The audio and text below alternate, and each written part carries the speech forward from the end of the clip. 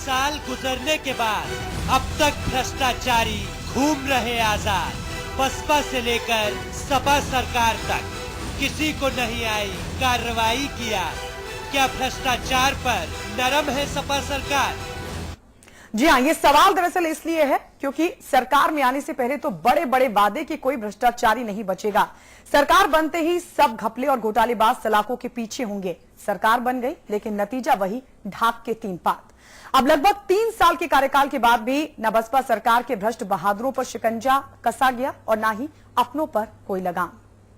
3 साल गुजरने के बाद अब तक भ्रष्टाचारी घूम रहे आजाद। बसपा से लेकर सपा सरकार तक किसी को नहीं आई कार्रवाई किया। क्या भ्रष्टाचार पर नरम है सपा सरकार? दरअसल सूबे की सपा सरकार 2.5 साल से ज्यादा का कार्यकाल पूरा कर चुकी है, लेकिन अभी तक भ्रष्टाचार के किसी मामले पर कोई सख्त या निर्णायक कार्रवाई नहीं हुई है। इसलिए सवाल ये उठ रहा है कि क्या भ्रष्टाचार पर नरम है सपा सरकार? अब इसे सूबे की किस्मत कहें या सरकारों का सितम, दावे और वादे तो बड़े बड़े लेकिन हकीकत में सब हवा हवाई। वादों की बिसात पर 2012 में प्रदेश का परिदृश्य बदला तो यहाँ सत्ता बदल गई, सरकार बदल गई। बदले हालात में जनता का मन बदला था तो मुखिया बदल गए। अब सब कुछ बदल गया लेकिन माहौल नहीं बदला।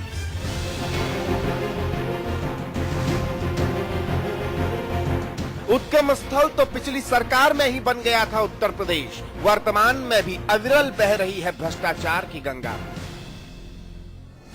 बसपा सरकार के भ्रष्ट बहादुर भले बनकर घूम रहे हैं। समितियां, आयोग, जांच और बयानों के पटल पर पड़ी सड़ रही हैं वास्तविकताएं। लगभग 3 साल की सपा सरकार को सोचने की फुर्सत ही नहीं इन सब के लिए। नसीमुद्दीन सिद्दीकी से लेकर धन कुबेर यादव सिंह तक, गायत्री प्रजापति से लेकर महबूब अली तक सब मजे की मलाई चाट रहे हैं। चिंता किसी के चित्त पर नहीं, क्योंकि सब अच्छी तरह से जानते हैं कि कार्रवाई तो करने से रही सपा सरकार। अब बीजेपी की माने तो भ्रष्टाचार में ही भस्म हो जाएगी ये सरकार। समाजवादी पार्टी ने एक तीर में 2 शिकार किए, जहां भ्रष्टाचार के विरुद्ध गुर्रा कर लेकिन भ्रष्टाचार के लिए कार्रवाई करने से परहेज किया। बहुजन समाज पार्टी को अपने यहां शरणागत किया और फिर खुद अपने यहां गायत्री प्रजापति, यादव सिंह और चेकडेम घोटाला, बीज घोटाला जैसे प्रकरणों को जन्म देने का काम किया है।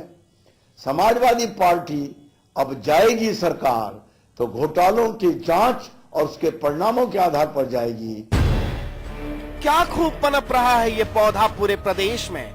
हर क्यारी में भ्रष्टाचार का केसर पनपा है। हर हाथ में भाग्य रेखा के समान भ्रष्टाचार की रेखा बदल रही है। खुद सरकार के मंत्रिमंडल में विराजते हैं भ्रष्टाचार के महाप्रभु। काले पैसे के कल्प वृक्ष पर कांग्रेस का तो यही लब्बोलुआब है। जब ये खुद ही फंसे इस दलदल में तो कार्रवाई का ख्वाब दिल से निकाल ही दीजिए।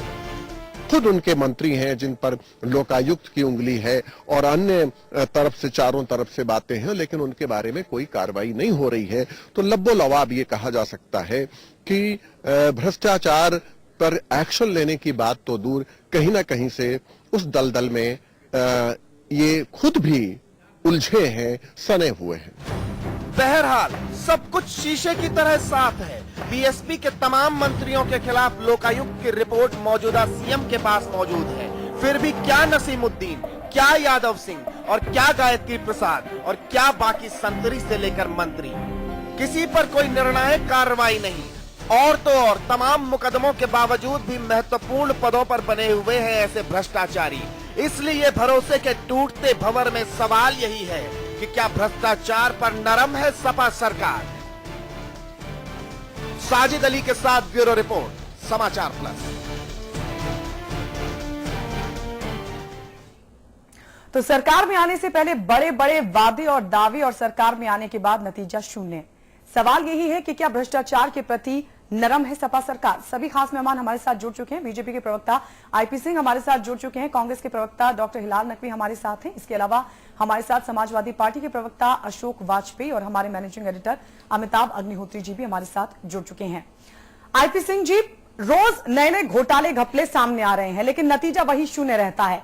सवाल ये उठ रहा है कि क्या भ्रष्टाचार के प्रति सपा सरकार का रुख नरम है? निश्चित रूप से मैं आप सबका, पूरे पैनल का, श्री अमिताभ जी का ध्यान आकर्षित करना चाहूंगा। शायद अमिताभ जी को डे टू डे की पूरे एक दशक की अगर कहानी पूछी जाए तो शायद उन्हें जुबानी याद होगी। बस मैं एक मेमोरी के तौर पर आपको ध्यान दिलाना चाहता हूं।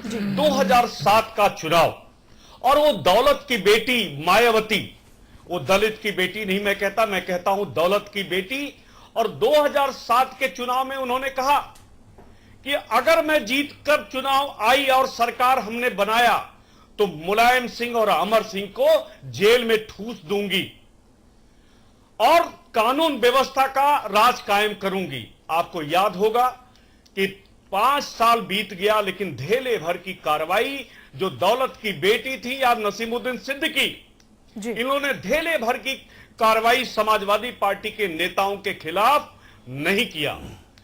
ठीक 2012 में स्मारक घोटाले से लेकर एनएचआरएम से लेकर और पूरे देश में सबसे ज्यादा अगर कहीं घोटाला हुआ तो उत्तर प्रदेश में हुआ, और सुप्रीम कोर्ट की आंख में भी धूल झोंकने का काम पिछली सरकार, जो बहुजन समाज पार्टी की सरकार थी, दौलत की बेटी मायावती जी ने और उनके तमाम गुर्गों ने किया। चाहे नसीमुद्दीन सिद्दीकी हो, चाहे राम अचल राजभर, जिन पर आय से अधिक संपत्ति से लेकर तमाम लोकायुक्त में केस चल रही है। लेकिन कार्रवाई समाजवादी पार्टी ने किन लोगों पर किया?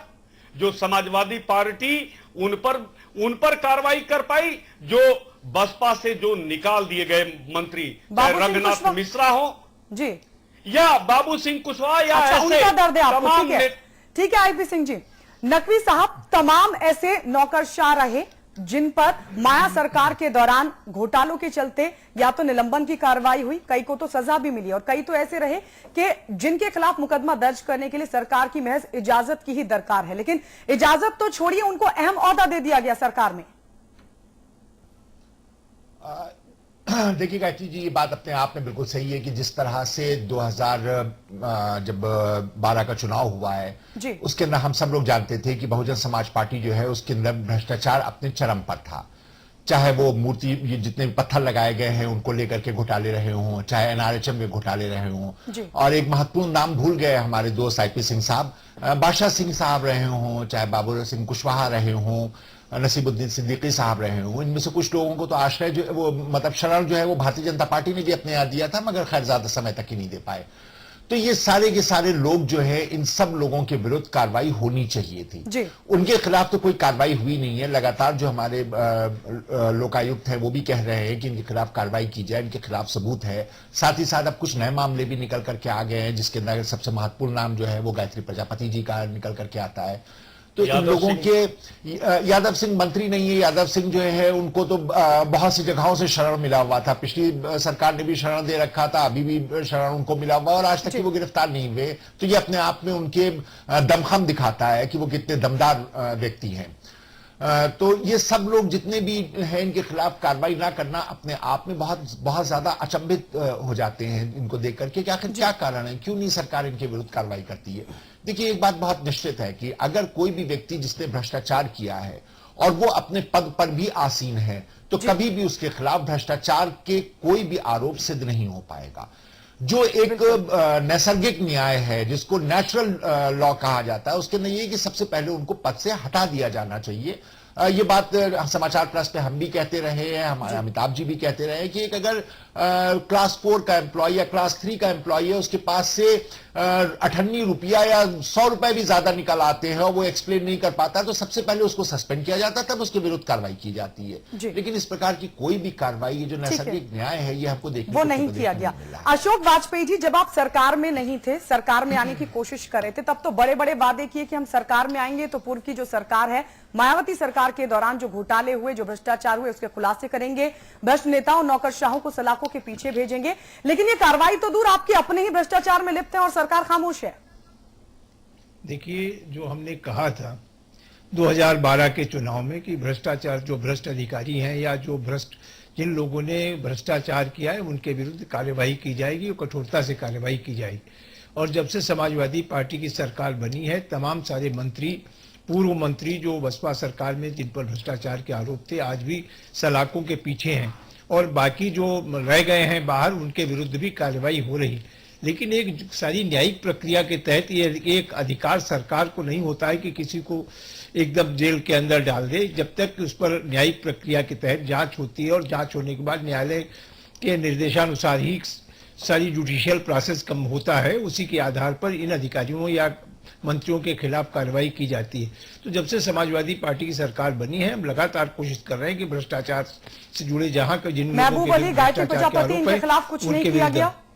नहीं, अभी कोई आरोप ऐसा केवल मात्र कह देने मात्र से नहीं। राजकिशोर सिंह, देखिए, तो होना चाहिए था। दुर्गा प्रसाद ठीक है, ऐसे 3 दर्जन मंत्री हैं। ठीक है आईपी सिंह जी। अशोक वाजपेयी जी, आपकी बात आ गई। अमिताभ जी, जो बातें अशोक वाजपेयी जी कह रहे हैं उसमें कितनी सच्चाई है, और क्या इन तमाम चीजों को देखकर लगता है कि कहीं ना कहीं जो रुख है सरकार का वो नरम है? देखिए, समाजवादी पार्टी में जो कुछ बहुत सलीकेदार और बहुत जिनकी विश्वसनीयता बहुत अच्छी है, ऐसे नेताओं में अशोक जी हैं। मैं उनका बड़ा निजी तौर पर भी सम्मान करता हूं। लेकिन वाजपेयी जी के लिए कई बार लोग कहा करते थे कि आप आदमी अच्छे हो लेकिन गलत जगह हो। तो अशोक जी पार्टी के प्रतिनिधि हैं, इसलिए वो वही कहेंगे। लेकिन मैं 2-3-4 बातें बड़े अदब से अशोक जी के सामने रखूंगा। मुझे लगता है शायद उन बातों का खंडन नहीं हो सकता। उन्होंने एक सैद्धांतिक बात कही जिससे कोई असहमत नहीं हो सकता कि सरकार किसी को जेल में नहीं डाल सकती। Yes, I agree. IP Singh को भी एग्री होना होगा, हिलाल नकवी जी को भी एग्री होना होगा, सबको पता है। लेकिन इसमें कौन सा संविधान, कौन सा कानून हमको रोकता है, मुख्यमंत्री को रोकता है कि पंधारी यादव को निलंबित कर दिया जाए? क्योंकि उनके खिलाफ एक बड़ी जांच चल रही है आर्थिक भ्रष्टाचार की। कौन सा आयोग, कौन सी संविधान की धारा हमको रोकती है कि नियुक्त सचिव इस आदमी को नहीं बनाया जाए जिसको इलाहाबाद हाई कोर्ट ने 2 साल की सजा दी हो? कौन सी धारा रोकती है? कौन सा कानून आड़े आता है, मुझे बताया जाए, मैं माफी मांग लूंगा। जिन 2 अधिकारियों के बारे में लखनऊ खंडपीठ ने कहा, अशोक जी को याद होगा, वो बहुत ज़हीन राजनेता हैं, कि ये लोग भ्रष्टाचार में लिप्त थे नोएडा में तैनाती के समय, और इन दोनों को पश्चिमी उत्तर प्रदेश से बाहर करो। ऐसा जजमेंट कभी नहीं आया अशोक जी, इतने वर्ष से आप भी देख रहे हो कि जिला बदर तो सुना था, मंडल बदर मैंने नहीं सुना था, ये मंडल बदर हो गया। वो लोग आपके रिजीम में फिर महत्वपूर्ण पद कैसे पा गए? ये क्या लोकसभा से नियम पारित हुआ था क्या? ये लोहिया जी बता गए थे कि इनको बनाना जरूरी है, नहीं तो समाजवाद खतरे में आ जाएगा? इस बात का जवाब नहीं। सीपी सिंह, नहीं, मैं आपको अवसर दूंगा। सीपी सिंह, टी राम कहां है? कहां है सीपी सिंह और टी राम? उनके बारे में किसी को जानकारी कम है क्या प्रदेश में? पूरे देश को जानकारी है। और आप लोग उनका नाम ले लेके चुनाव में सभाएं करते थे। क्या हुआ? उनके घर एक सिपाही गया क्या आज तक? नहीं गया। दोनों आनंद में मौज ले रहे हैं, फुल मौज, पूरा भौकाल टाइट है। टी राम तो नेता भी हो गए, हार गए चुनाव, लेकिन लड़ तो गए। क्या हुआ उनका? पत्थर की मूर्तियां लगवाई। कौन था लगवाने वाला? टी राम और सीपी सिंह ना। क्या हुआ उनका? कुछ नहीं हुआ। और तीसरी बात अशोक जी ने कही, जनता को सुनने में बड़ी अच्छी लगेगी। उन जनता को लगेगा कि अमिताभ जी डंडा लेके लोगों को जेल भेजना चाहते हैं। लेकिन देखो अशोक जी ने कितनी ईमानदारी की बात कही कि भाई सरकार क्या करे। मैं यही बता दूं सरकार क्या कर सकती है जो नहीं किया, इसलिए कटघरे में खड़ी है आज। यह बता देता हूं, संविधान के दायरे में, कानून के दायरे में रहते हुए किसी भी व्यक्ति को सजा मिलेगी या नहीं मिलेगी यह कोर्ट तय करेगा। लेकिन इस बात से अशोक वाजपेयी जी इनकार नहीं कर सकते कि कोर्ट तक उस आदमी का गिरवा पकड़ के ले जाने का काम शासन करता है। आपने वो काम नहीं किया, इसलिए आप दोषी हैं, इसलिए आप कटघरे में खड़े हैं, इसलिए आपकी विश्वसनीयता पर संकट है, इसलिए सवाल उठता है कि संलिप्तता है। लोकायुक्त ने जितनी सिफारिशें की, उन सिफारिशों पर सरकार एफआईआर दर्ज कर सकती थी। चार्जशीट दाखिल हो सकती थी, अदालत में ट्रायल शुरू हो सकता था। बताइए, एक भी ट्रायल शुरू हुआ क्या? नहीं हुआ। कुछ जांचें आपने सतर्कता विभाग को दी है, और सतर्कता विभाग की जांचें कैसी बेईमानी होती हैं, यह आपको भी पता है और मुझे भी पता है। उत्तर प्रदेश में आज से नहीं, पुराना इतिहास है सतर्कता विभाग का।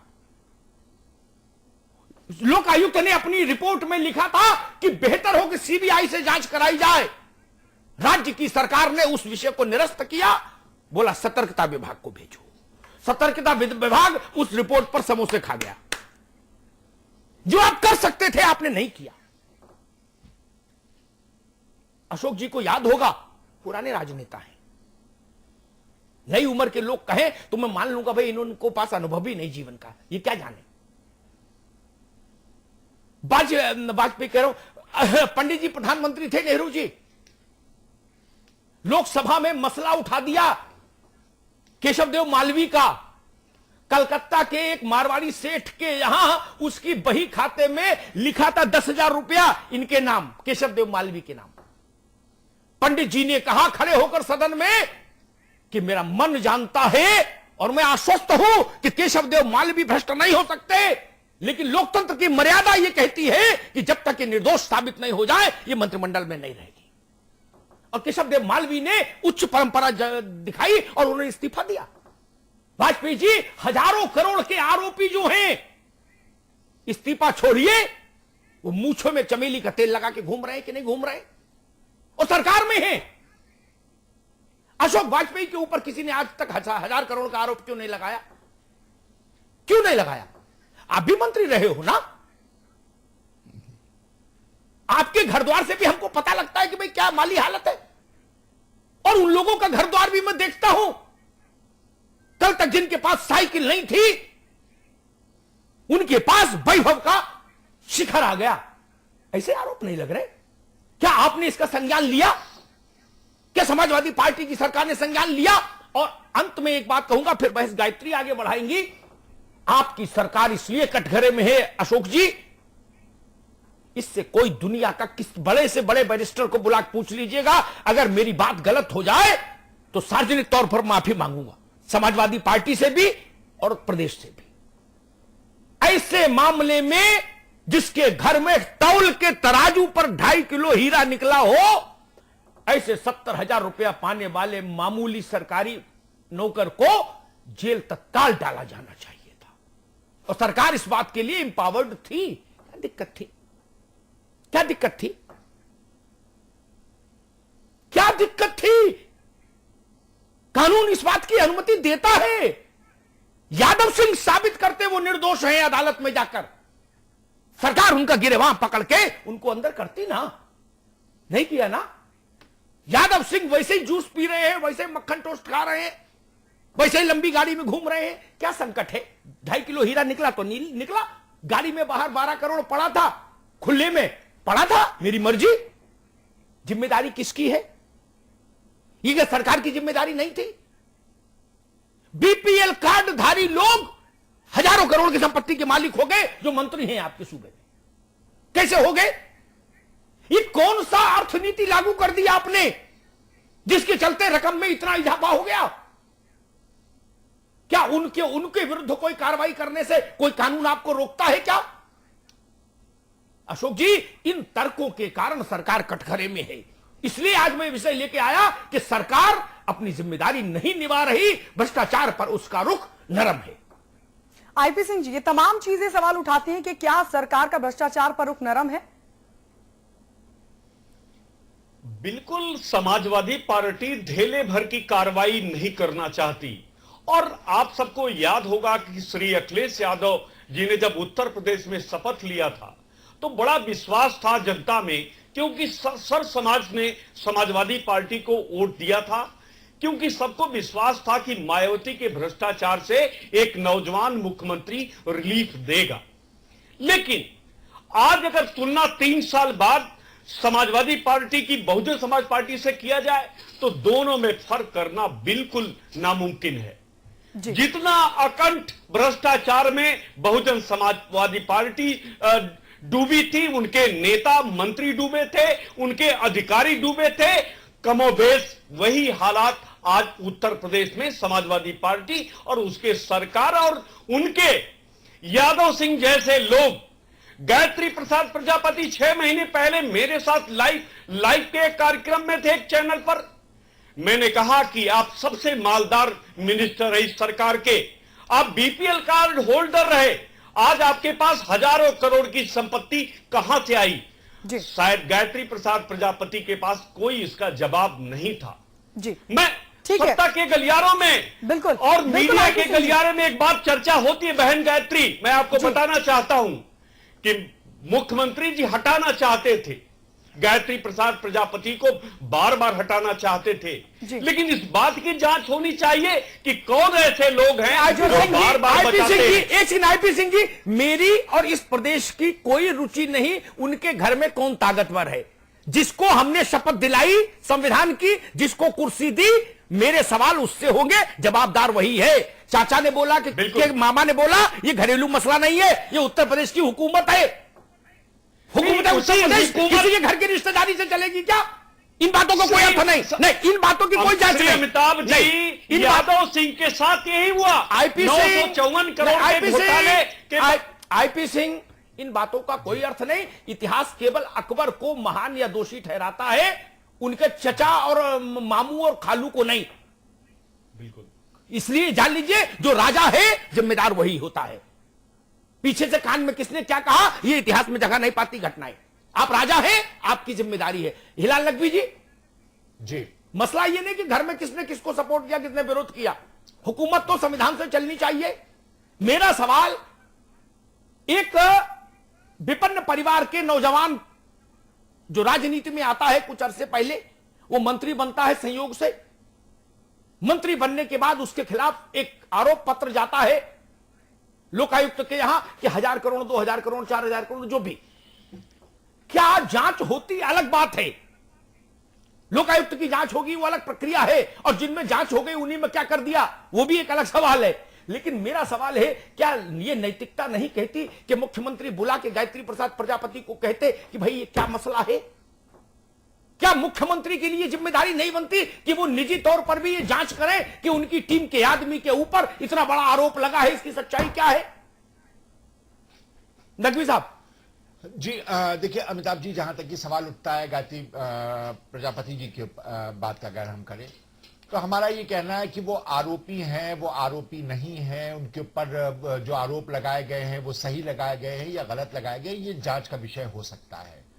लेकिन ये जांच का विषय नहीं है कि आज की तारीख में जिस प्रकार का उनके पास समृद्ध है, जिस प्रकार की उनके पास प्रॉपर्टी है, जिस प्रकार की उनके पास एसेट्स हैं, तो अगर आप लोक जीवन में हैं तो आपको उन्हें बताना होगा कि आपके पास वो कहां से आए। और निश्चित रूप से ये हमारे मुख्यमंत्री का प्रेरोगेटिव होता है कि अगर कोई व्यक्ति जो है वो 3 साल के अंदर इतना ज्यादा मालामाल हो रहा है तो कहां से हो रहा है, कैसे हो रहा है, कहां से वो धन आया है, कौन सा वो कुबेर का खजाना है जो उसके हाथ में लग गया है, जिसकी जांच होनी चाहिए। और जांच तभी संभव है जब उनको उनके पद से मुक्त कर दिया जाए। जब तक वो अपने पद पर आसीन रहेंगे तब तक उनके विरुद्ध जांच नहीं हो सकती है, क्योंकि ये अपने आप में दिखाता है कि वो व्यक्ति कितना शक्तिशाली है कि उसके पास से इतना पैसा, इतना धन, इतना माल निकल करके आया है जिसको कि वो एक्सप्लेन नहीं कर पा रहे हैं। जिनके ड्राइवर के पास तक की इतने ज्यादा संपत्ति निकल करके आई है कि उसका एक्सप्लेन नहीं किया जा रहा है।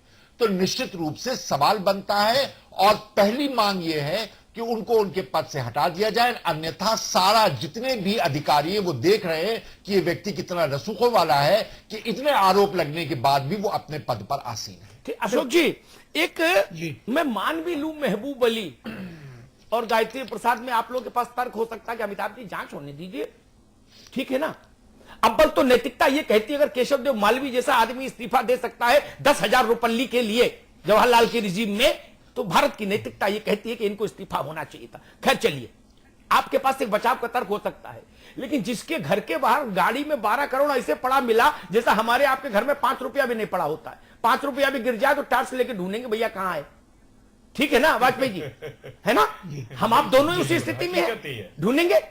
उनके घर के बाहर पड़ा था 12 करोड़ गाड़ी, बाहर जो गाड़ी खड़ी थी, ऐसे ही बोले पड़ा रहने दो, रात में कौन जाएगा उठाने, सुबह देख लेंगे टाइम होगा तो।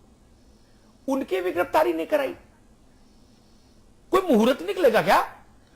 उनकी गिरफ्तारी के लिए तो कोई सबूत की जरूरत नहीं थी, सबूत तो सामने आ गया था। तौल के 2.5 किलो हीरा और 12 करोड़ इतने पर्याप्त था 70,000 रुपये पाने वाले उत्तर प्रदेश सरकार के मुलाजिम के लिए। पर्याप्त नहीं था क्या गिरफ्तारी के लिए? अशोक जी, इसका दुनिया में कोई जस्टिफिकेशन नहीं दे सकता। कोई माई का लाल आइंस्टीन भी आ जाए तो जस्टिफिकेशन नहीं दे सकते, न्यूटन आ जाए नहीं दे सकते। यादव सिंह को तो छोड़ो, 70,000 रुपये पाने वाला कोई मुलाजिम ये दे सकता कि मेरे घर 2.5 किलो हीरे कौन रख गया और मेरी गाड़ी में 12 करोड़ कैसे पड़ा है? गिरफ्तारी के लिए पर्याप्त नहीं। आईपी सिंह अभी नहीं भाई। अशोक जी, क्या ये नैतिकता का तकाजा नहीं था लोकतंत्र में कि उसकी गिरफ्तारी होनी चाहिए थी?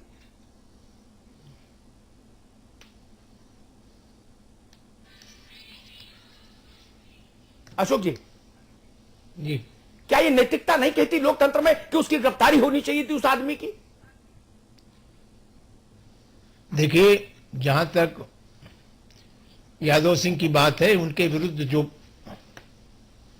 जो भी कार्रवाई आवश्यक है वो सारी कार्रवाई की जाएगी। इन्फोर्समेंट डायरेक्टरेट उनके विरुद्ध तमाम सारी चीजों की जांच पड़ताल कर रही कि ये धन कहां से आया, ये हीरे कहां से आए, इन सारी चीजों की। और जहां तक उत्तर प्रदेश सरकार का सवाल है, उत्तर प्रदेश सरकार उनके विरुद्ध जो भी कठोर से कठोर कार्रवाई होगी और जो नियम संगत होगी वो कार्रवाई करने में 1 मिनट भी संकोच नहीं करेगी। आईपी सिंह जी ने जैसा कहा कि 2012 के चुनाव में माननीय अखिलेश जी ने वादा किया था कि हम तमाम भ्रष्टाचारियों, मैं इनसे पूछना चाहता हूं, अभी 2014 के चुनाव के पहले माननीय मोदी जी ने सारी देश की जनता से कहा था कि हम काला धन 1 महीने के अंदर वापस लाएंगे। आज सिर्फ इतने विषय तक रहेंगे अशोक जी, आज विषय नहीं लेंगे। देखिए, वो काला धन भी तो भ्रष्टाचारियों का ही धन है। मैं फिर उसी बात पर आता हूं, अशोक जी, ये थोड़ा सा वेग बात कह दी आपने, कठोर कार्रवाई की जाएगी, इस बात का कोई अर्थ नहीं। मैं तो बहुत पिन पॉइंट करके सवाल पूछता हूं, वैसे उत्तर चाहता हूं। मेरा निवेदन यह था, एक बिल्डर के घर छापा पड़ता है इनकम टैक्स का, उसकी गिरफ्तारी करना न करना सेंट्रल एजेंसी के जिम्मे हो जाता है। इनकम टैक्स तो गिरफ्तारी कर भी नहीं सकती, अगर ईडी का छापा है तो गिरफ्तारी होती, ठीक। लेकिन अगर वो आदमी पीडब्ल्यूडी में इंजीनियर है तो उसकी गिरफ्तारी हो जानी चाहिए, क्योंकि वो सरकार का मुलाजिम है। यादव सिंह उत्तर प्रदेश सरकार से तनख्वाह लेता है, तो ये प्रथम दृष्टया समझ नहीं आई कि 70,000 रुपए से 700 साल भी नौकरी करो, कितने 700 साल तक नौकरी करो तो भी 2.5 किलो हीरा नहीं आएगा। बहुत गंभीर मामला है जो आप तो गिरफ्तारी क्यों नहीं हुई, यही तो सवाल है। आपके दामन पर छींटे क्यों नहीं पड़े, मुझे ये समझा दीजिए कि भाई इसलिए मेरे दामन पर छींटे मत डालो, यादव सिंह को खुला घूमने दो, लेकिन हमारे से कोई ताल्लुक नहीं। ये कैसे मान ले जनता? नहीं, जनता, मैं अगर हमारी सरकार उनके विरुद्ध कार्रवाई करने में कोई संकोच नहीं करेगी और किसी भी भ्रष्ट अधिकारी के विरुद्ध कार्रवाई करने में कोई संकोच नहीं करेगी। कार्रवाई की एक प्रक्रिया है, उस प्रक्रिया के तहत जो भी अधिकारी इसमें दोषी पाए जाएंगे उनके विरुद्ध कार्रवाई होगी। और जहां तक देखिए, राजनीतिक लोगों का सवाल आपने तमाम पिछली सरकारों के मंत्रियों का कि अगर उनके खिलाफ जांच आई, भ्रष्टाचार की रिपोर्ट में उनके खिलाफ लोकायुक्त ने जांच की, अगर एकदम उनका बिना परीक्षण किए कार्रवाई कर दी जाती और न्यायालय में जाके केस कमजोर हो जाता तो कहते बदले की भावना से समाजवादी पार्टी की सरकार कार्रवाई कर रही है। तो यह कार्रवाई बदले की भावना से नहीं, कार्रवाई जो हो नियम संगत हो और जिसमें वाकई में दोषी को सजा दिलाई जा सके। वो सजा तो कुछ नहीं दिलाने का काम हो रहा, वो तो आई वॉश हो रहा है, भगवान का आशीर्वाद है पूरा। लेकिन एक बहुत स्पेसिफिक बात कह दूं, नसीमुद्दीन जी के मामले में जो लोकायुक्त की रिपोर्ट आई थी उसमें लोकायुक्त ने इस बात पर जोर दिया था कि यह मामला बहुत गंभीर है, इसकी जांच सीबीआई से कराई जाए, सतर्कता विभाग इसकी जांच करने में सक्षम नहीं होगा। हुकूमत उत्तर प्रदेश ने सतर्कता विभाग को ही जांच दे दी, सीबीआई को नहीं दी। क्यों? नहीं, कोई तकलीफ थी क्या? विभाग की विश्वसनीयता पर आप संदेह क्यों कर रहे हैं? अरे हम मेरे सीबीआई को देने में क्या तकलीफ थी भाई, ये मैं समझना चाह रहा हूं, क्या समस्या क्या थी? आप उत्तर प्रदेश इतना बड़ा प्रदेश है, इतनी सारी एजेंसियां हैं और इतनी बड़ी यहाँ पर पुलिस फोर्स है, और अगर हमारे अधिकारी सक्षम न हो जांच करने के लिए। अशोक जी, ये बात कह के आप चले भी जाएंगे, लेकिन ऐसी बातें हजम नहीं होती, और जनता जिन बातों को स्वीकार नहीं करे वो बातें फिर पार्टी को नुकसान देती है, ये तो आप भी जानते हो। बोलने को नहीं, तो वो कुछ भी ठीक बोल बात दीजिए। आपकी, लेकिन एक बात बताएं अमिताभ जी, क्या सारी जांचें सीबीआई को सौंपी जा सकती हैं? नहीं, उत्तर नहीं, प्रदेश की जो नहीं, हाँ। लेकिन हजारों हजार करोड़ के जो घोटाले की जांचें हैं वो तो सौंपी जाए। मैं कहां कह रहा हूं नहीं तो- ननकू और मुन्ना नहीं में तो- लड़ाई हुई, डंडा चला, सीबीआई जांच करे, कहां कह रहा हूं? मैं तो कह रहा हूं दरोगा जांच करे। लेकिन हजारों हजार करोड़ के घोटाले, टीराम का मसला कहाँ है? सीपी सिंह का मसला कहाँ है? उसकी विश्वसनीयता पर संदेह क्यों? अगर उनकी जांच में कोई कमी होगी तो वाजपेयी जी सीपी सिंह के खिलाफ हजरतगंज कोतवाली में मुकदमा दर्ज हुआ था आज से 2 साल, 2.25 साल पहले। आज तक उसमें सिपाही नहीं गया सीपी सिंह के घर। राज भोग रहे हैं सीपी सिंह, छत्रपाल सिंह। और टीराम चुनाव लड़ गए, जीत के आ जाते तो माननी बोलना पड़ता, 2 गन्नर और देने पड़ते और उनको नमस्ते और करना पड़ता। और आप लोग मंच पर चिल्लाए थे कि ये भ्रष्टाचार की मूर्ति है। हमको पता है, जनता को पता है कि कितनी त्वरित गति से कार्रवाई हो रही है। आईपी सिंह जी, अगर यह काम एक स्कूल के टीचर ने किया होता, अस्पताल के कंपाउंडर ने किया होता, उसके टिफिन में 4 कैप्सूल के पत्ता पाए जाते अस्पताल के, तो उसका सस्पेंशन हो गया होता, गिरफ्तारी हो गई होती। ठीक है ना जी? यादव सिंह के अगर 2.5 किलो हीरा निकले, बोले यार केंद्र वाले कर तो रहे कार्रवाई, अब इतना भी नहीं, मतलब अपने घर का लड़का, अब कितना डांटेंगे? क्या मसला है भाई? अमिताभ जी, एक बात कहनी है कि माननीय मुख्यमंत्री जी ने जब बदायूं की घटना घटी तो उन्होंने तत्काल सीबीआई को यह केस रिफर कर दिया था और कहा कि दूध का दूध, पानी का पानी, ये साफ होना चाहिए।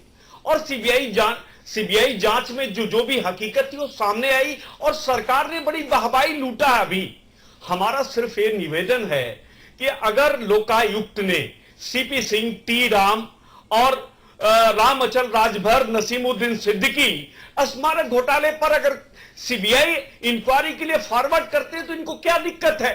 दो अभी केस हुई, एक यादव सिंह और दूसरा गायत्री प्रसाद प्रजापति। इनके बारे में भी यार सीबीआई को रिफर करिए। और मैं समझता हूं कि अगर सरकार सीबीआई को इन सभी केसों को नहीं देती है तो ये सरकार कटघरे में खड़ी रहेगी। इसको कोई रिलीफ मिलने वाली बिल्कुल नहीं है। ठीक है, ठीक। खास मेहमान हमारे साथ बने हुए। नकवी साहब, वही सवाल जो अमिताभ जी ने आईपी सिंह साहब से पूछा था, सरकार क्या इसलिए खामोश भी है क्योंकि कल तक जिसको क्लीन चिट दी थी, आज वो उस पर अगर कार्रवाई करते हैं तो खुद ही कटघरे में होंगे, और अगर कार्रवाई कर दी जाती है तो 2-4 राज कहीं सरकार के खिलाफ ना खोल दें? देखिए गायत्री जी, इसके में जो उनकी डायरी मिली है, जिस प्रकार से यादव सिंह साहब की जो डायरी है उसको लेकर के जो बातें हो रही हैं, उसके अंदर नाम निकल करके आने ही आने, आज नहीं आएंगे, कल आएंगे, कब तक खैर मनाएंगे? किसी ना किसी दिन वो डायरी खुलेगी और जिस दिन वो डायरी खुलेगी उस दिन सबके नाम सामने आ ही जाने हैं, इसमें कोई शक नहीं है। हाँ, हमारे जो भारतीय जनता पार्टी के साथी हैं, प्रवक्ता उससे आए हैं, इनके अलग अलग स्टैंडर्ड हैं अलग अलग जगहों पर। जब गुजरात में जाते हैं तो अलग स्टैंडर्ड है, वो पुरुषोत्तम सोलंकी साहब हो, चाहे माया कोडनानी हो, वो सब जायज है। गिरिराज सिंह के घर से निकलता है पैसा, वो भी जायज है। तो देखिए, इनका यूपी के स्टैंडर्ड अलग है, जब जहां पे सत्ता में आ जाते हैं वहां के स्टैंडर्ड इनके अलग हो जाते हैं। तो इस वजह से हमारे भाजपा के जो मित्र हैं, उनका यूपी के लिए पैमाना भले ही कुछ हो, लेकिन इनका ओवरऑल पैमाना वही है जो कि समाजवादी पार्टी का है।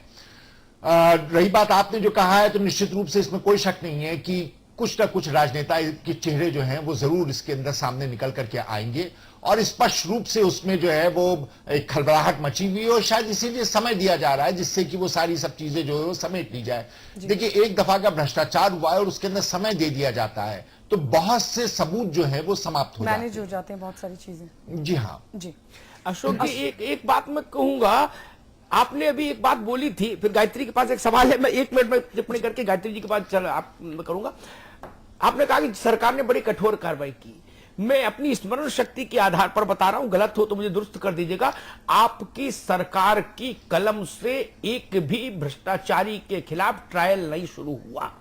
मेरी बात को गौर से सुन लीजिएगा। जितने लोग जेल यात्रा में हैं, बाबू सिंह, शुक्ला, वो जो आईएएस अधिकारी था, और जितने भी लोग चिंटू मिंटू पिंटू जेल में है, डासना में से लेके यहां वहां यत्र तत्र सर्वत्र, वो सब लोग केंद्रीय जांच एजेंसी की जांच और सीबीआई स्पेशल कोर्ट के जरिए जेल में है। उत्तर प्रदेश सरकार की कृपा से कोई जेल नहीं यात्रा किसी ने की। हां, आपने इतना जरूर किया कि शुक्ला जी से मिलने कैबिनेट के नंबर 2 और 3 के लोग जाते रहे जेल, और बाबू सिंह जी से भी मिल आए। इतनी चिंता आपने जरूर की? डासना जाते रहे कि भैया दुखी मत होना, कोशिश कर रहे हैं, तुमको निकालेंगे। अब क्या करें, सीबीआई पीछे पड़ गई। एक नाम बता दीजिए कि आपकी कलम से जेल गया हो आदमी। वाजपेयी जी नहीं, देखिए जो ये मामले थे, जो इनकी जांच सीबीआई को सौंपी गई थी, पहले ही सौंपी जा चुकी थी, और उसमें सीबीआई की जांच के तहत इन लोगों को जेल गए। ये सही बात है आपकी, इससे मैं ना इत्तेफाक नहीं करता हूं, और सीबीआई के कारण आज ये लोग जेलों में हैं या जेल के पीछे हैं। लेकिन समाजवादी पार्टी की सरकार बनने के बाद हमने किसी भी भ्रष्ट अधिकारी को किसी भी प्रकार का कोई सहूलियत देने का या उसके साथ कोई रियायत बरतने की बात नहीं हुई है, और जो भी मामले आए उनमें कठोरता से कार्रवाई, रियायत भी दी है, प्रमोशन भी दिया है, मलाईदार पोस्टिंग भी दी है, तीनों काम किए भ्रष्ट अधिकारियों को जिनके ऊपर अब खिलाफ भ्रष्टाचार प्रमाणित है। हाईकोर्ट की टिप्पणी है, अमिताभ अग्निहोत्री की टिप्पणी कोई मतलब नहीं, आईपी सिंह की टिप्पणी कोई मतलब नहीं, कांग्रेस की टिप्पणी कोई मतलब नहीं। I agree. आपने हाईकोर्ट की टिप्पणी जिनके खिलाफ थी, आपने उनको ही मालिक मुख्तार बना के बैठा दिया बड़े बड़े मंत्रालयों का।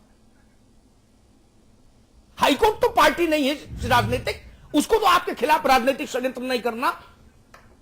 उसने क्यों कहा? क्यों कहा? अगर हाईकोर्ट की बात भी आपको मान्य नहीं, तो फिर हमारे बोलने का क्या अर्थ, और भाजपा और बाकी पार्टियों के, कांग्रेस के बोलने का क्या अर्थ होगा?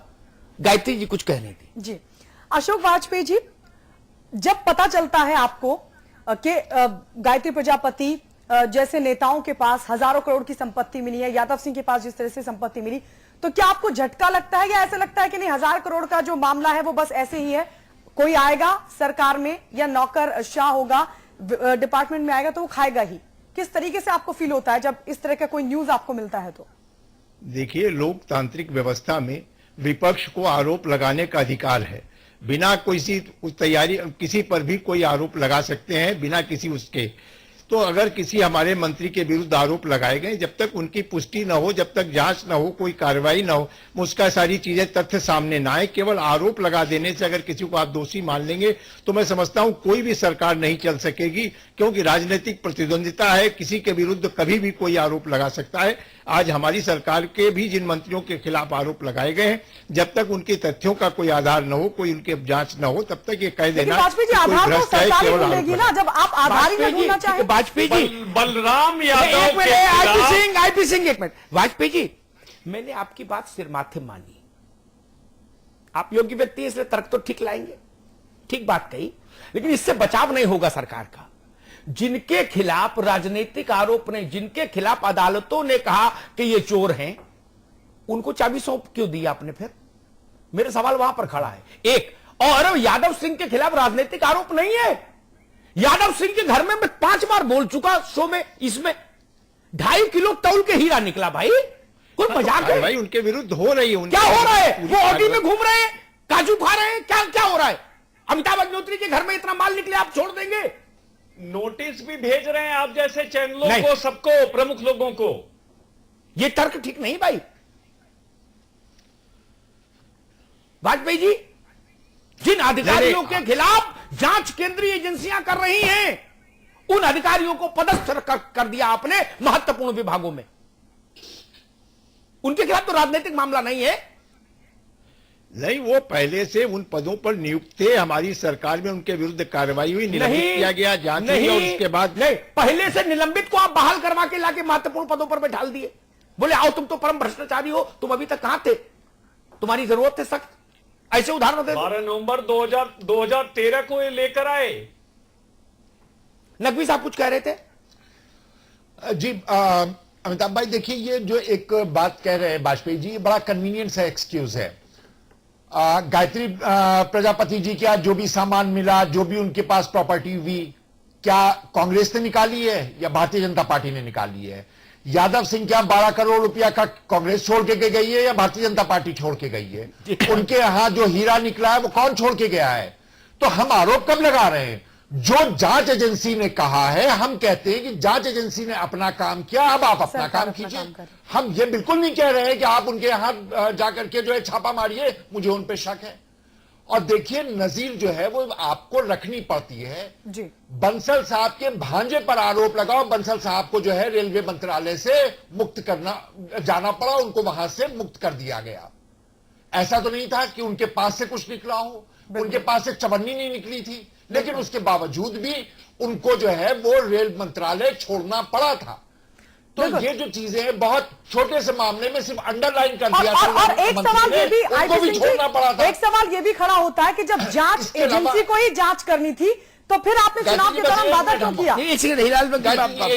जी एक मिनट बस हम पूरा कर ले। दूसरा, इन्होंने देखिए इससे पहले भी यही काम किया। बदायूं में इनकी पुलिस ने सब कुछ निकाला, कहते विपक्ष जो है आरोप लगा रहा है। तो जो कुछ भी हो रहा है वो इन्हीं की जांच एजेंसी कर रही है, सरकारी जांच एजेंसी कर रही है। हम तो कहते हैं कि जांच एजेंसी ने अपना काम किया, सरकार अपना काम करे। सरकार तब तक अपना काम नहीं कर सकती, जांच एजेंसी तब तक आगे नहीं बढ़ सकती जब तक कि वो व्यक्ति उस महत्वपूर्ण पद पर आसीन है। ये तो हो गए जो राजनेता है उनके बारे में कहा जाता है। मेरी समझ में नहीं आता यादव सिंह साहब कौन से राजनेता हैं, उन्होंने कौन सा इलेक्शन जीता है, उनके विरोध हमारा उनसे क्या, हम उनके कब विरोधी पार्टी हैं, हमारा उनसे कौन सा विरोध है, वो किस राजनीतिक दल के सदस्य हैं जो उनका विरोध करेंगे। वो एक भ्रष्ट अधिकारी हैं और जब भ्रष्ट अधिकारी को सेव करने के लिए पूरी की पूरी सरकार खड़ी होती है तो निश्चित रूप से सवाल बनता है जिसका जवाब जो है वो प्रवक्ता लोगों के बस की बात नहीं होती है। आप जितनी मर्तबा अमिताभ जी पूछेंगे इसका जवाब जो है वो अशोक वाजपेयी जी नहीं दे सकते कि यादव सिंह किस राजनीतिक दल के सदस्य हैं, क्यों कोई भी राजनीतिक दल उनके पीछे पड़ेगा। अगर वो जो भ्रष्ट अधिकारी है राजनीतिक दल कहते हैं इनको बाहर कीजिए तो आपको उनसे कौन सी मोहब्बत है, वो मारने के अधिकारी हैं।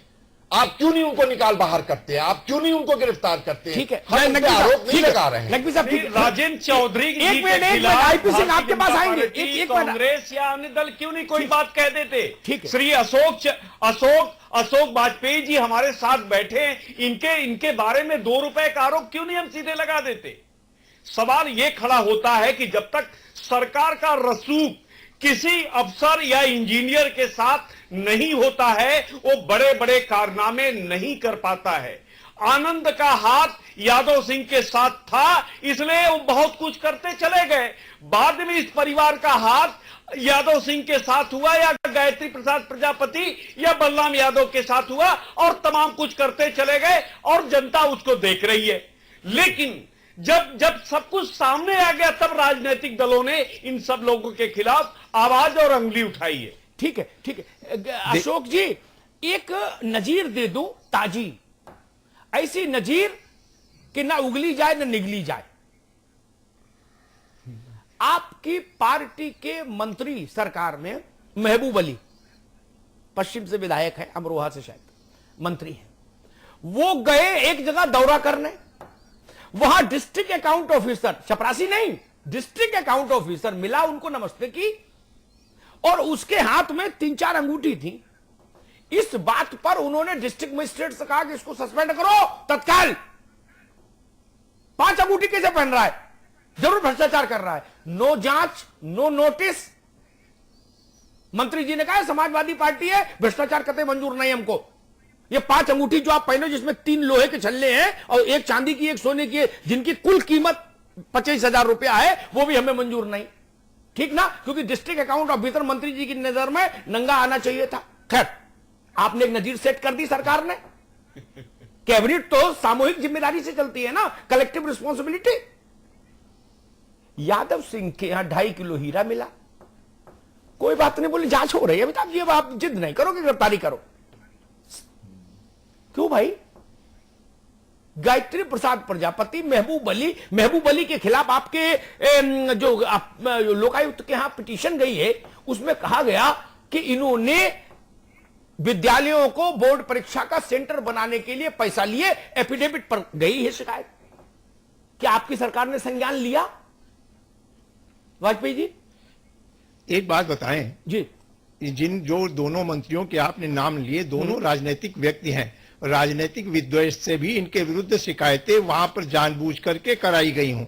लोकायुक्त के पास जांच आई है, लोकायुक्त इनका सबका परीक्षण कर रहे हैं, परीक्षण करेंगे और अगर किसी भी जांच में तथ्य पाए जाएंगे तो कार्रवाई होगी। लेकिन अगर आप ये परंपरा बना दें, किसी राजनीतिक व्यक्ति के विरुद्ध आरोप लगे और तुरंत कार्रवाई हो जाए, तब तो सबसे आसान तरीका होगा, किसी को भी विरुद्ध उसे हटाना है तो उसके विरुद्ध एक चार्जशीट तैयार करिए, आरोप लगा दीजिए और सरकार को नैतिकता के आधार पर इस्तीफा मांगिए। अभी बात हमारे दोनों मित्रों ने, आईबी सिंह जी ने भी, नकवी साहब ने बदायूं की बदायूं कांड में सारे विपक्ष ने, सारे लोगों ने मांग किया कि आज की सीबीआई जांच कराई जाए। सरकार अगर सीबीआई जांच के लिए सहमति न देती तो कहते कि सरकार जानबूझ करके दोषियों को बचाने का काम कर रही। सरकार ने जब सीबीआई जांच उस पर मंजूर कर, संस्तुति कर दी और उस सीबीआई जांच की रिपोर्ट आ गई, तो कम से कम एक बार कहना चाहिए था कि हमने जो आरोप लगाए, तो इस तरह के आरोप आपने एक महबूब अली का जिनके साथ मिली भगत का आरोप लगा है, जिनको बचाने का आरोप लगा है, वो जेपी मिश्रा, वो माया सरकार के दौरान भी निलंबित हो चुके हैं इस तरह के मामले में। तब तो मसला गंभीर हो जाता है ना। नहीं, बिल्कुल उनके विरुद्ध जांच होगी। जेपी मिश्रा जो आपने नाम लिया या जो भी भ्रष्ट अधिकारी होंगे उनके विरुद्ध जांच होगी। और महबूब अली की मिली भगत का आरोप लगा है। अब देखिए, केवल आरोप लग जाने से हो सकता है कोई उनसे त्रस्त हो, कोई नाराज हो, कोई उनके मन का आदेश किसी ने न किया हो तो उसी पर उन्होंने सोचा हो। मैं नहीं कह सकता हूं, तथ्यों की जानकारी मेरी नहीं है। लेकिन अगर केवल लोकतंत्र में आरोप के आधार पर किसी राजनीतिक व्यक्ति को, किसी मंत्री को आप कहेंगे कि तत्काल नैतिकता के आधार पर हटाया जाए, इसको तो फिर ये सिलसिला मैं नहीं कहता हूं, मैं इसके लिए भी तैयार हूं, सहमत हूं अगर किसी पर, लेकिन यह सिलसिला ठीक। आपकी बात से मैं सहमत हुआ, मैं व्यवहारिक बात से तुरंत सहमत हो जाता हूं, लेकिन मेरा एक बहुत विनम्र अनुरोध है आपसे। मैं कुछ नाम ले रहा हूं, उसमें आप जरा बता दीजिएगा कि उनके खिलाफ राजनीतिक षड्यंत्र था क्या। पंधारी यादव जांच में फंसे आर्थिक घोटाले की, किसी ने राजनीतिक षड्यंत्र किया है क्या उनके खिलाफ? नहीं ना।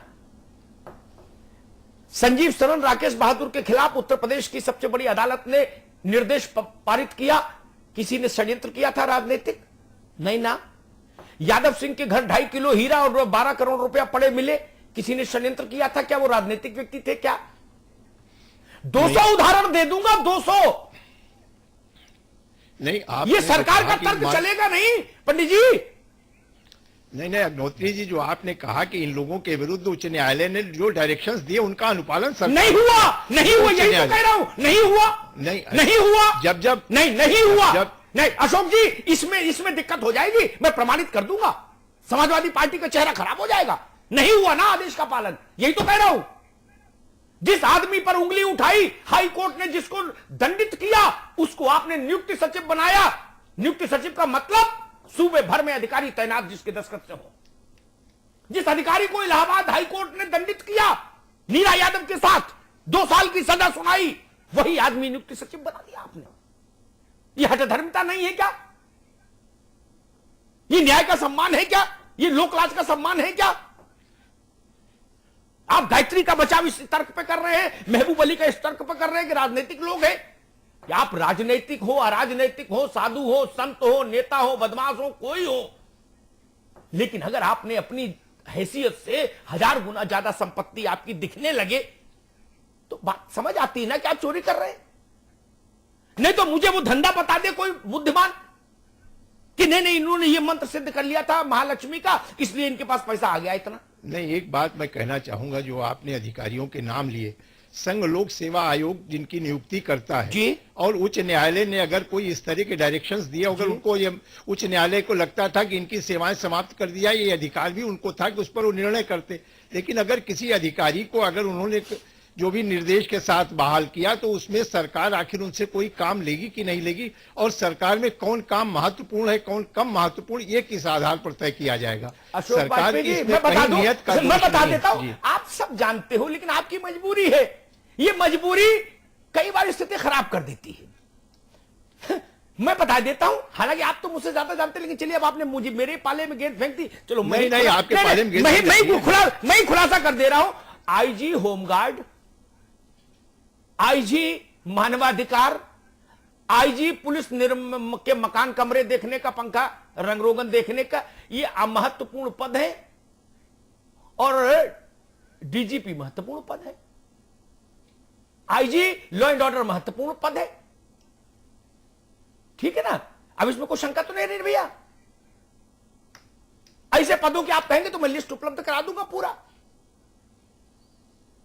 महत्वपूर्ण और अमहत्वपूर्ण पदों का समझ नहीं आए सरकार में बैठे लोगों को, ये तो सबको समझ आती है। सबको पता है गाजियाबाद में इंदिरापुरम थाना महत्वपूर्ण है और लोनी थाना महत्वपूर्ण है और साहिबाबाद लिंक रोड थाना महत्वपूर्ण है, 3 महत्वपूर्ण है, बाकी सब सामान्य है। आप किसी से बच्चे से पूछ लेना आके गाजियाबाद में पड़ेगी कि भाई मालदार थाने कौन से, मेरी बात गलत निकल जाए तो आप टोक दीजिएगा। इसके लिए कोई सर्वे होगा क्या? Everybody knows. गाजियाबाद जाना ही कब हुआ है? बहुत एवरीबडी नोज। आप और दूसरी बात बता दें पंडित जी, लखनऊ तो रहते हैं ना, लखनऊ में पूछ लीजिए, नोएडा में एसपी और डीएम होना ज्यादा अच्छा है या सीईओ होना ज्यादा अच्छा है प्राधिकरण में? नोएडा में नहीं, पूरे उत्तर प्रदेश में किसी भी नौकरी में सबसे बेहतर क्या नोएडा सीईओ की पोस्ट है कि नहीं?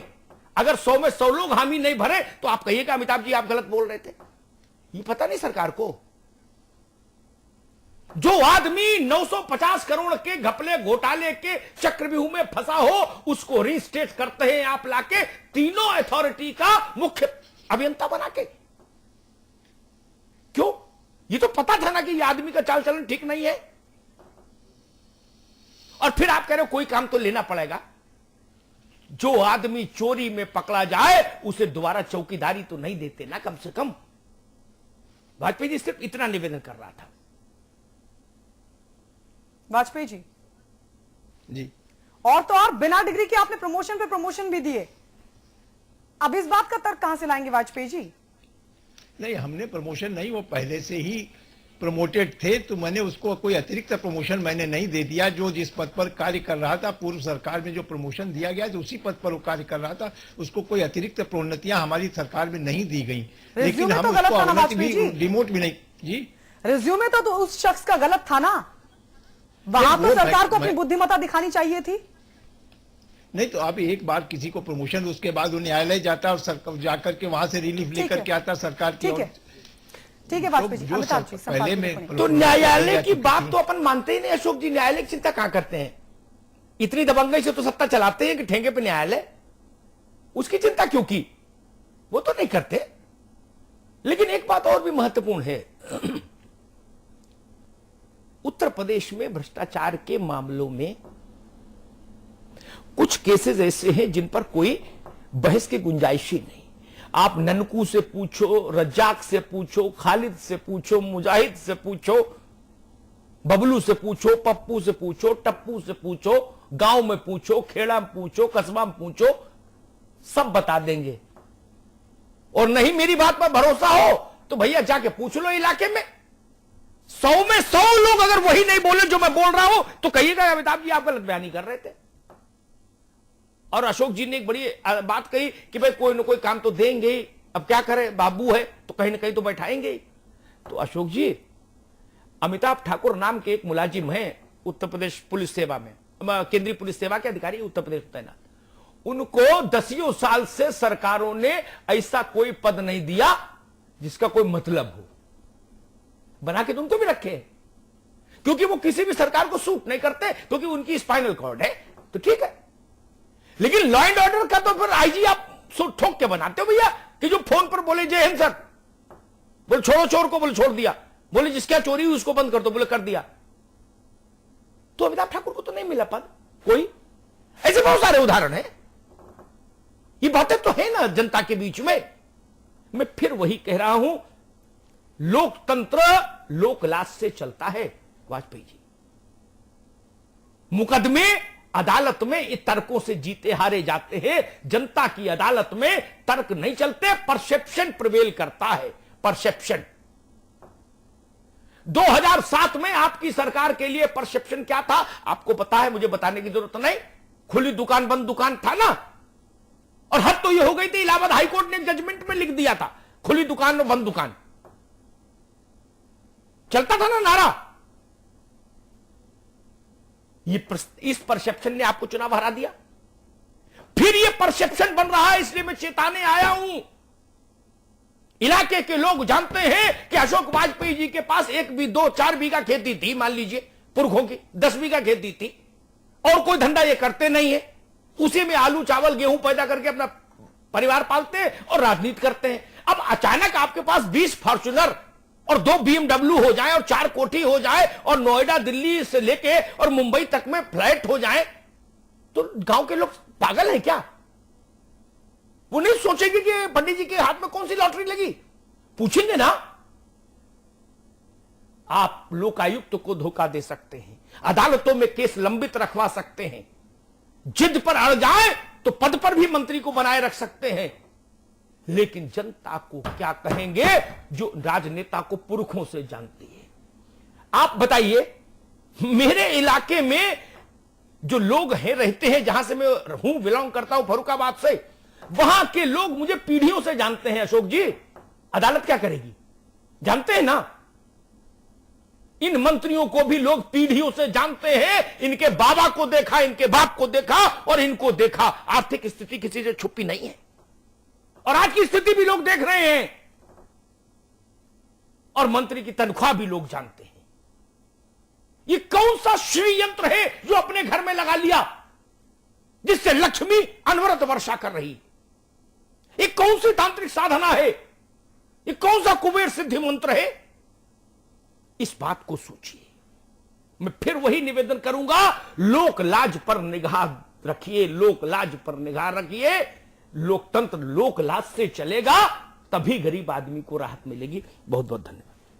बहुत बहुत शुक्रिया आप सभी का हमारे साथ जुड़ने के लिए। वाजपेयी जी आपका, नकवी साहब आपका बहुत बहुत शुक्रिया, आईपी सिंह जी आपका, अमिताभ जी आपका भी बहुत बहुत शुक्रिया इस चर्चा में हमारे साथ बने रहने के लिए।